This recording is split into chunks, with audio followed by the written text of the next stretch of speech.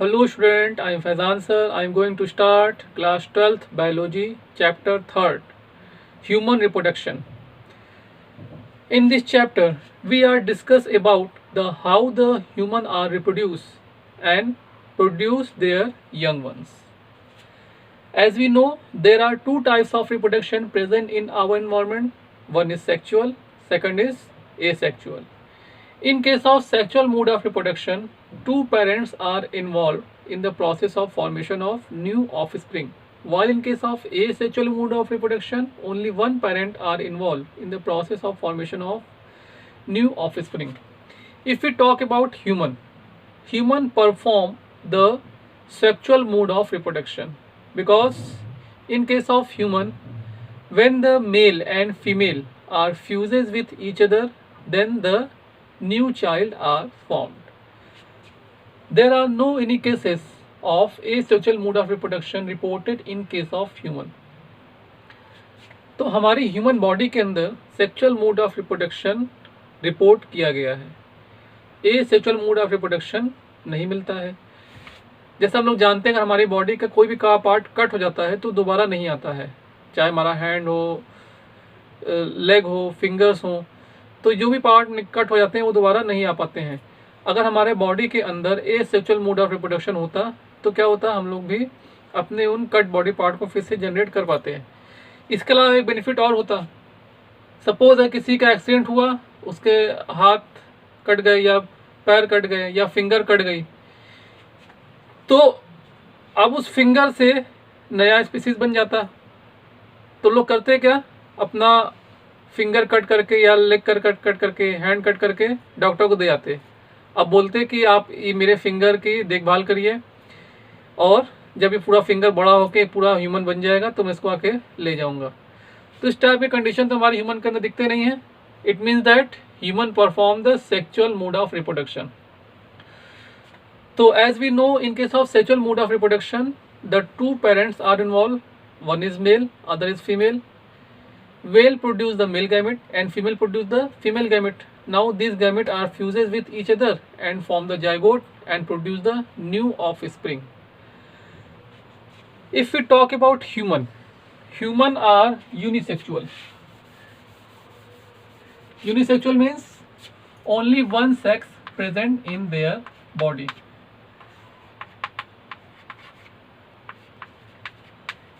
Girl or boy or women and men, they both are present on different body, so they are unisexual.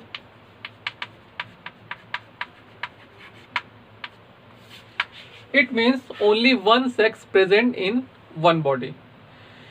As we talk about plant, unisexual flower and bisexual flower. Here we are discuss about the dioecious and monoecious. If we talk about human are dioecious species.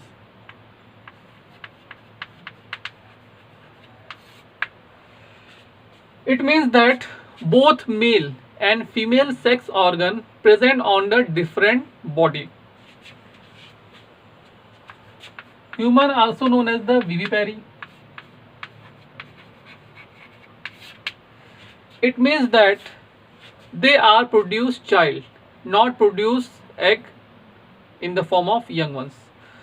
तो human species में child आते हैं, वो egg produce नहीं करते हैं, जबकि egg produce करने वाले जो एनिमल होते हैं उनको हम लोग बोलते हैं ओविपेरिस एनिमल. हमारा ह्यूमन क्या है, विविपेरस है. If you talk about reptile, amphibians, bird, they all are oviparous, they produce egg, and fish also oviparous. In case of mammal, they are viviparous and human also a mammal. So human are unisexual, dioecious and viviparous. If we talk about the sexual mode of reproduction in case of human, they represent the three different type of lifespan. Lifespan क्या होती है? The time period from birth to death of an species are known as lifespan. अगर हम लोग reproduction के base पे बात करें तो लाइफ स्पैन को 3 पार्ट में डिवाइड कर सकते हैं ह्यूमन की, juvenile phase, reproductive phase and senescence phase. Juvenile phase, the time period from birth to reproductive maturation of an species or human are known as juvenile phase. Birth से लेके reproductive maturation तक की life span को हम लोग क्या बोलते हैं, जुवेनाइल फेज बोलते हैं. इसमें कोई भी स्पीसीज, चाहे वो ह्यूमन हो या अदर कोई एनिमल हो, उसकी बर्थ होगी और बर्थ के बाद से लेके उसके अंदर जब तक सेक्सुअल मैचुरेशन नहीं आ जाता है, उस फेज को हम लोग क्या बोलते हैं, जुवेनाइल फेज बोलते हैं. इन case of human mail, juvenile phase reported from birth to 10 to 12 years. Sorry, 12 to 14 years. While in case of female, juvenile phase reported from birth to 9 to 11 years. 11 or 12 year, 9 to 12 year. In such period, the female are present in juvenile phase and after it is enter into the reproductive phase. अगर हम लोग plant के respect में बात करें तो plant के respect में इस फेज को क्या बोलते हैं हम लोग, वेजिटेटिव फेज बोलते हैं.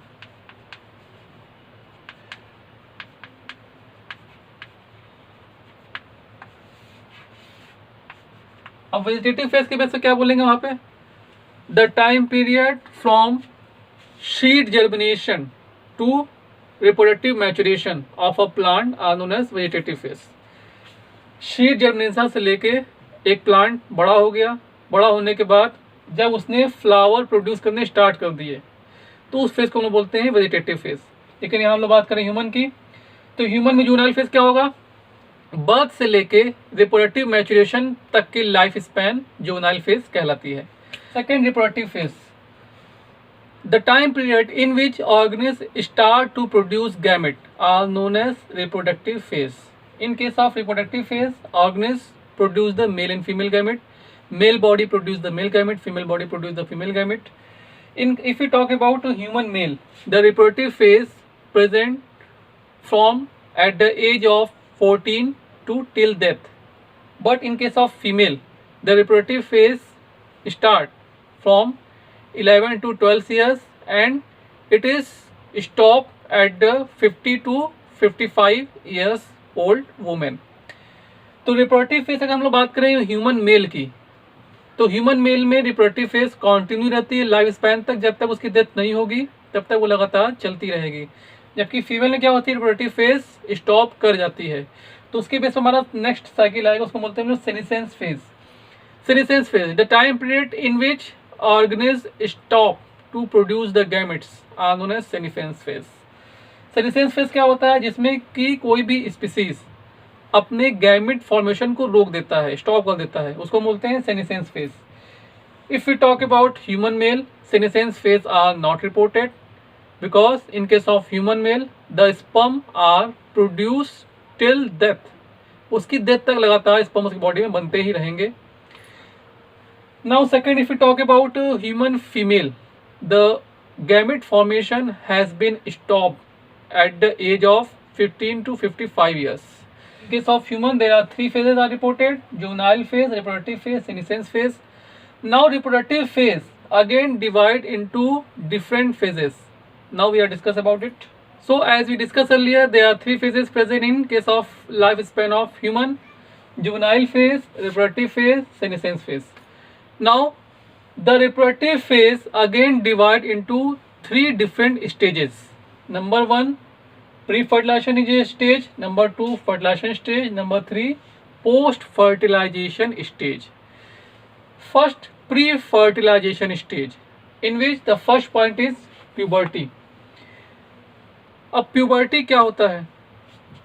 It is the time period in which an organism enter into the reproductive maturation stage. इस स्टेज में क्या होता है, कोई भी स्पीसीज रिप्रोडक्टिव मैचुरेशन स्टेज में इंटर कर जाता है and show the number of conformational changes in their body.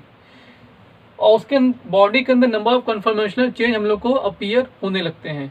If we talk about human male, it shows the number of conformational change after the puberty. Number 1, deepening in voice.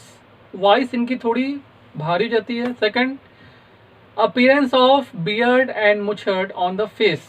इनके face के ऊपर दाढ़ी मूछ का आ जाना. यहाँ पे इनके पास मूछ और दाढ़ी बननी शुरू हो जाती है.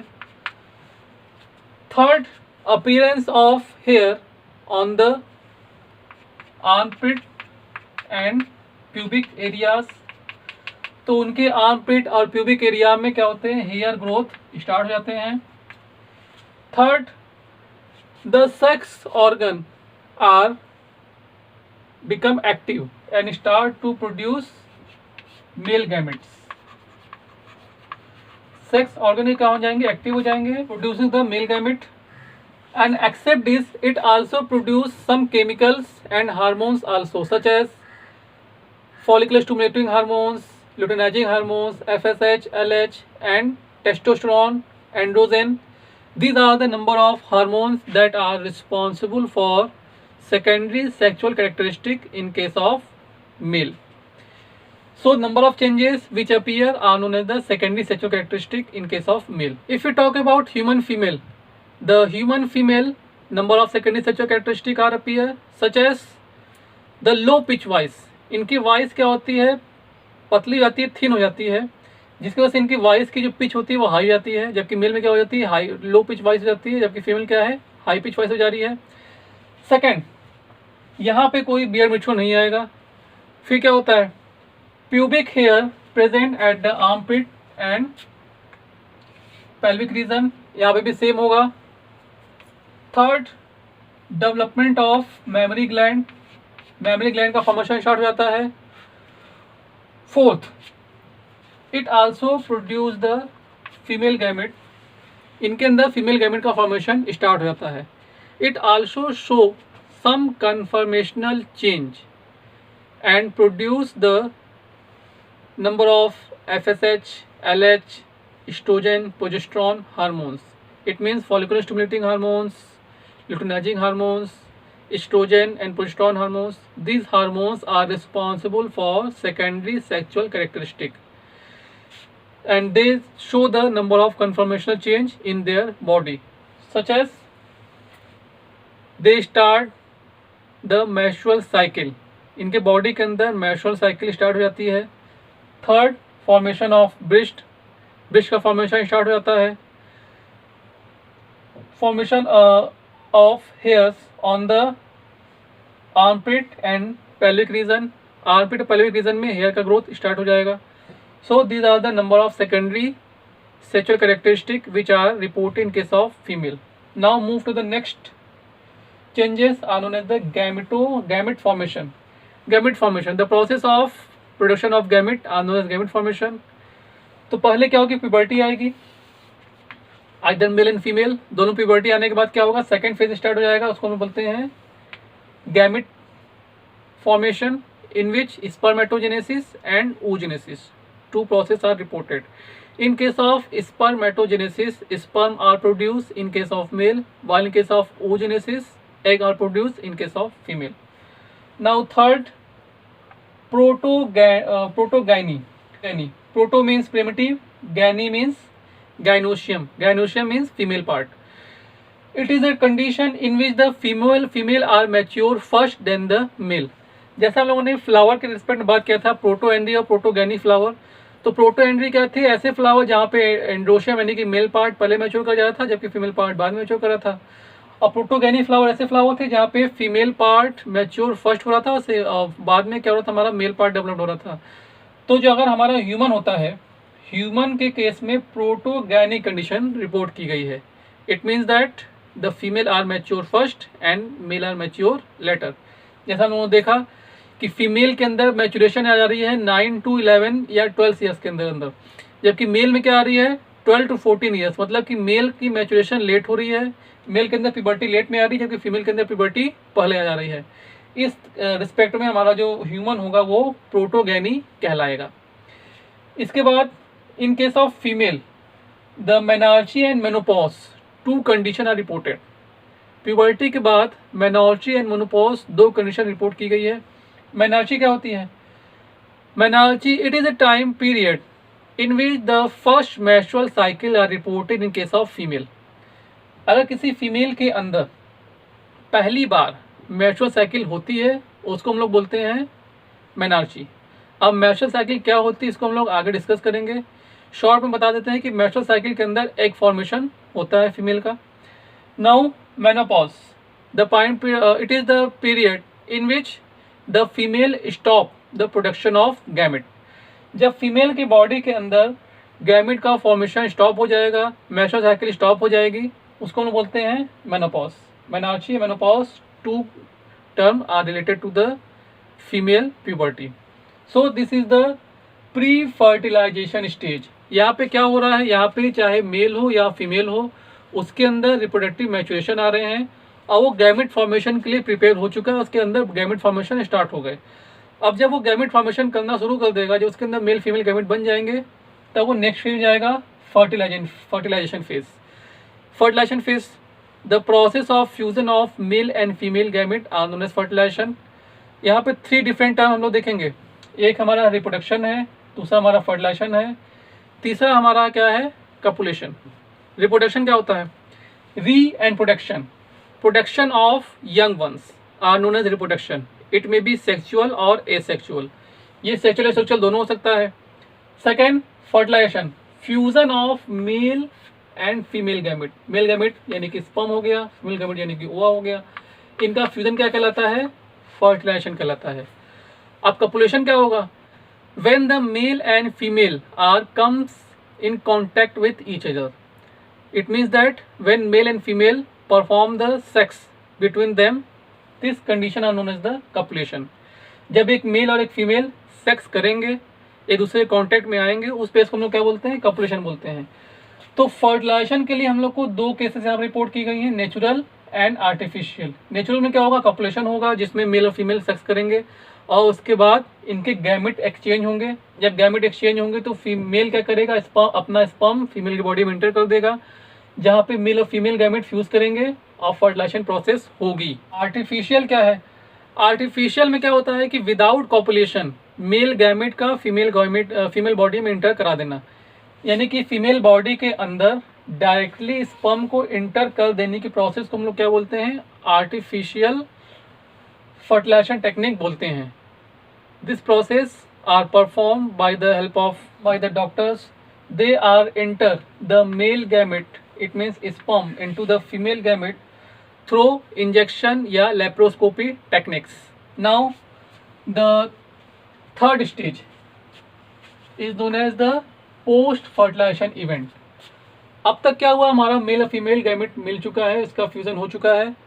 अब हमारा जो लाइफ स्पैन होगी ह्यूमन की, वो थर्ड फेज में चली जाएगी, उसको हम लोग बोलते हैं पोस्ट फर्टिलाइजेशन इवेंट।